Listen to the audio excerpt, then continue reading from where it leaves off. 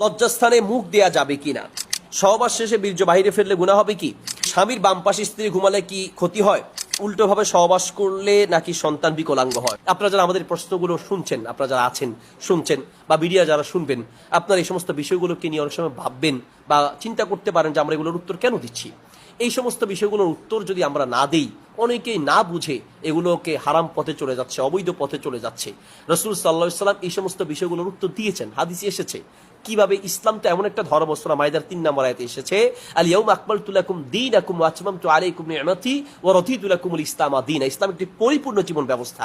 অন্য কোন ধর্মে আপনি এত পাই টু পাই প্রত্যেকটা বিষয়ের সমাধান পাবেন না, কিন্তু ইসলাম এমন একটা ধর্ম আপনার প্রত্যেকটা প্রশ্নের জবাব কোরআন সুন্নাহর ভিতরে আছে। সুবহানাল্লাহ। আপনি কিভাবে স্ত্রীর সাথে সহবাস করবেন, কিভাবে বাথরুমে যাবেন, কিভাবে বাথরুম থেকে বের হবেন, কিভাবে বাথরুমে বসবেন, সবগুলো পাই টু পাই শরীয়তে বলা আছে। এই জন্য আমরা বিষয়গুলো প্রশ্ন আসে আপনাদেরকে কথাগুলো বলি, এগুলোকে আপনারা ভিন্ন পথে নেয়ার চেষ্টা করবেন না। লজ্জাস্থানে মুখ দেয়া যাবে কিনা, প্রিয় ভাই, মূলত এই মুখ দিয়ে আমরা আল্লাহ সুবহানাহু ওয়া তাআলার জিকির করি, তাসবিহ তাহলিল ইত্যাদির জন্য এই মুখ আমরা ব্যবহার করে থাকি, এই মুখ দিয়ে তেলাওয়াত করি। এই জন্য এই মুখে লজ্জাস্থান নেয়ার উচিত নয়, লজ্জাস্থান নেওয়া উচিত নয়। অনেক স্বামী এই ধরনের আবদার করে থাকেন, অনেক স্ত্রী এই ধরনের আবদার করে থাকেন, তো এইগুলো উচিত নয়। বাকি যদি কোনো স্বামীর আবদার হয় বা কোনো স্ত্রীর আবদার হয়, এখন সে আবদার পূরণ না করলে সে হয়তো বা খারাপ পথে চলে যেতে পারে, তো সেই ক্ষেত্রে আপনার এটা করতে পারেন। এটা সরাসরি হারাম হবে এমন কোনো দলিল নেই।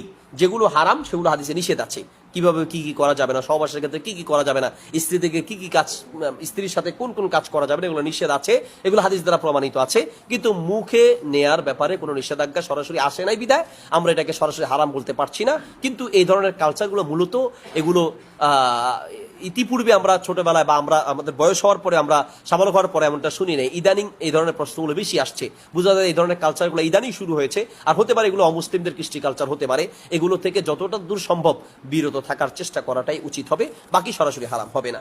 উল্টোভাবে সহবাস করলে নাকি সন্তান বিকলাঙ্গ হয়, সন্তান বিকলাঙ্গ হয় হওয়ার বিভিন্ন কারণ অনেকে লোকে মুখে বলে থাকেন, এই সেই বিভিন্ন কারণ বলে থাকেন। উল্টোভাবে সহবাস করলেও এটারও বৈধতা আছে, তবে একই জায়গা থেকে হতে হবে, অর্থাৎ সহবাসের জন্য সামনের রাস্তায় ব্যবহার করতে হবে, কোনো মতেই পায়খানার রাস্তা ব্যবহার করা যাবে না। সেটা আপনি সামনে পিছনে যেভাবে হোক, শুধুমাত্র প্রস্রাবের রাস্তা বা সামনের রাস্তায় ব্যবহার করতে হবে। সামনের রাস্তা ব্যবহার করে সহবাস করার বৈধতা আছে, পিছনের রাস্তা দিয়ে ব্যবহার করার বৈধতা নেই। সেটা আপনি আপনার স্ত্রী হারসুল্লাকুম, আল্লাহ সুবহানাহু ওয়া তাআলা বলেছেন এটা তোমার জন্য একটি চাষ, অর্থাৎ তুমি যেভাবে চাও তার সাথে সহবাস করতে পারো, তবে কোনো হারাম পন্থায় নয়। পায়খানার রাস্তা ব্যবহার করা যাবে না, হায়েজ নেফাজ অবস্থায় সহবাস করা যাবে না। আর এছাড়া আপনি আপনার মনের চাহিদা মতো আপনি সহবাস করতে পারেন, হারাম পন্থা বাদ দিয়ে, কোনো সমস্যা নেই। এরপরের প্রশ্ন, স্বামীর বাম পাশে স্ত্রী ঘুমালে কি ক্ষতি হয়? অনেকে মনে করে থাকেন যে স্বামীর বাম পাশে স্ত্রী শোয়া যাবে না, ডান পাশে শুইতে হবে, স্ত্রী স্বামীর ডান পাশে থাকতে হবে, স্বামী স্ত্রীর বাম পাশে থাকতে হবে, ইত্যাদি অনেকগুলো কথা আমাদের সমাজে আছে। আপনি স্ত্রীকে চাইলে ডানে রাখেন, বামে রাখেন, যেদিকে ইচ্ছে সেদিকে রাখতে পারেন। স্ত্রী ডানে বামে বা যে কোনো পাশেই থাকতে পারে, স্ত্রীর জন্য কোনো একটা পাশ নির্ধারিত নয়। এরপর প্রশ্ন হচ্ছে, সহবাস শেষে বীর্য বাহিরে ফেললে গুনাহ হবে কি? বীর্য বাহিরে ফেলা, এটাকে ফিকের ভাষায় আজল বলা হয়। যদি কেউ সন্তান নিতে না চায় তাহলে স্ত্রীর গর্ভে বা যৌনাঙ্গে বীর্য না ফেলে সে চাইলে বাহিরে ফেলতে পারবে, যদি বাচ্চা নিতে না চায়। তবে বাচ্চা কেন আপনি নিবেন না সেই বিষয়টা আপনাকে ভেবে দেখতে হবে। অনেক সময় বাচ্চা হলে আমি কি খাওয়াবো, বাচ্চাকে আমি কিভাবে লালন পালন করব, ওরে খাওয়াবো কি, আমার রুজি রোজগার নেই, এই নিয়তে বাচ্চা নেওয়ার পথ বন্ধ করা যাবে না। আল্লাহ সুবহানাহু ওয়া তাআলা বলেছেন, সূরা হুদের 6 নম্বর আয়াতে এসেছে, ওয়া মা মিন দাব্বাতিন ফিল আরদ ইল্লা আলাল্লাহি রিজকুহা। আল্লাহ সুবহানাহু ওয়া তাআলা বলছেন যে পৃথিবীর প্রত্যেকটা প্রাণীকে রিজিক দেওয়ার দায়িত্ব শুধুমাত্র একজনের, তিনি কে? আল্লাহ। আল্লাহর হাতেই শুধুমাত্র রিজিক দেওয়ার দায়িত্ব। সূরা তালাকের 3 নম্বর আয়াতে আল্লাহ সুবহানাহু ওয়া তাআলা বলেছেন, ওয়া ইয়ারযুকুহু মিন হাইসু লা ইয়াহতাসিব।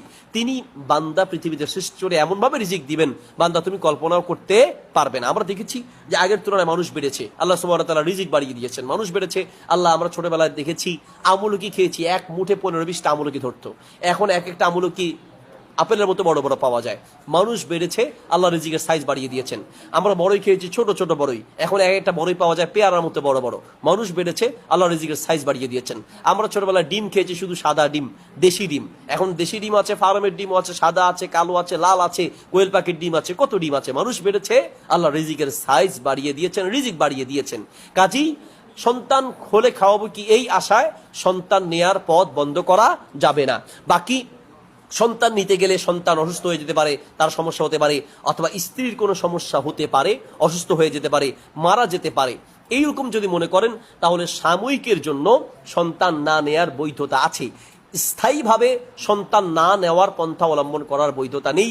সাময়িকভাবে সন্তান না নিতে চাইলে আপনি আজলের যে পদ্ধতি সেটা অবলম্বন করতে পারেন। আজল মানে সহবাস করবেন কিন্তু বীর্যটা বাহিরে ফেলবেন, যেটার সাথে অনেকটা মিল রয়েছে বর্তমান যুগের যে ইউজ করা হয় কন্ডম, এগুলো ইউজ করা যেতে পারে। এছাড়াও আরো কিছু পদ্ধতি আছে, বিভিন্ন গাছ, ইনজেকশন, এগুলো ওই ওষুধ খাওয়া ইনজেকশন ওইসবগুলো দেওয়ার চেয়ে কন্ডম ইউজ করাটার সমর্থন হাদিস থেকে বেশি পাওয়া যায়। সাহাবীরা আজল করতেন, তার মানে বাহিরে ফেলতেন, আর কন্ডমের মাধ্যমে বীর্যটা মূলত বাহিরেই ফেলা হয়। লজ্জাস্থানে মুখ